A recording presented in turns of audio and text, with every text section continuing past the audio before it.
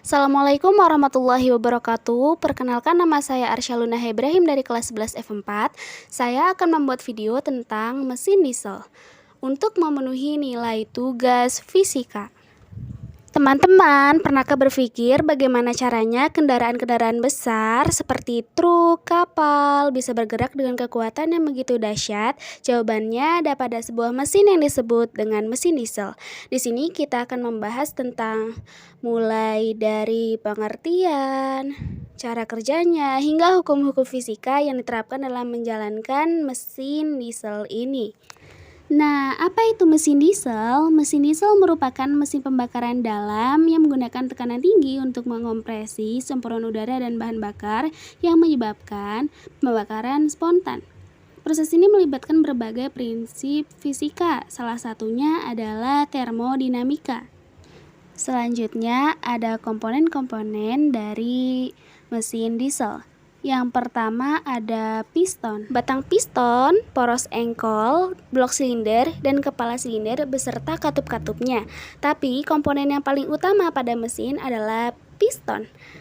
Karena berkat piston, langkah mesin bisa tercipta dengan bergerak naik turun di dalam blok silinder, sehingga mesin dapat bekerja. Ketika piston bergerak ke bawah, maka akan memperlebar volume silinder. Ketika piston bergerak ke atas, maka akan memperkecil volume silinder. Pembesaran dan pengecilan volume silinder inilah yang dimanfaatkan untuk mesin dapat bekerja.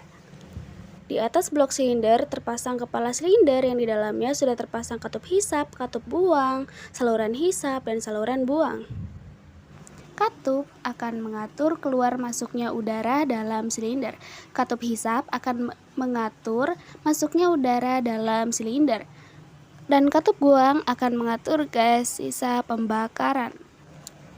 Lalu di bawah piston terdapat connecting rod dan poros engkol. Kedua komponen ini berfungsi untuk mengubah gerakan piston yang awalnya vertikal menjadi rotasi. Dari sinilah awal mula putar mesin bisa terbentuk. Lalu bagaimana dengan cara kerjanya? Seperti yang tadi dikatakan, mesin itu bekerja memanfaatkan pembesaran dan pengecilan volume silinder. Ada tahapan-tahapan atau fase proses mesin diesel ini. Di antaranya, yang pertama ada fase hisap. Pada fase ini terjadi pembesaran volume karena masuknya udara ke dalam ruang bakar melalui jalan keluar masuk.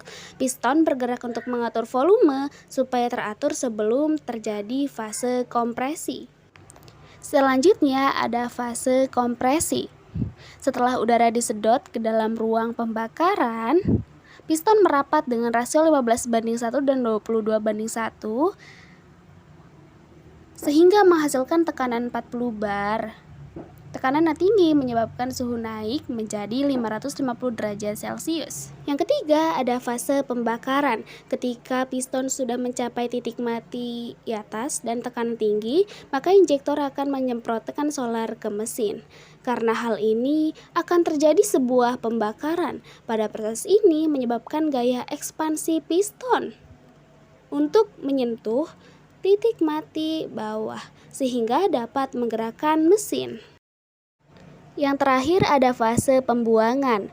Pada fase ini piston kembali bergerak ke atas dan sebagai hasil gas sisa pembakaran keluar dari katup tersebut atau katup exhaust. Lalu ada penerapan hukum-hukum fisika. Yang pertama ada termodinamika.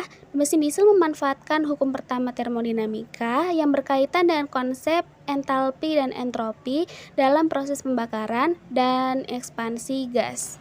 Lalu ada dinamika fluida. Mesin diesel berkaitan dengan aliran udara masuknya dan keluar yang melibatkan tekanan, kecepatan, dan viskositas fluida.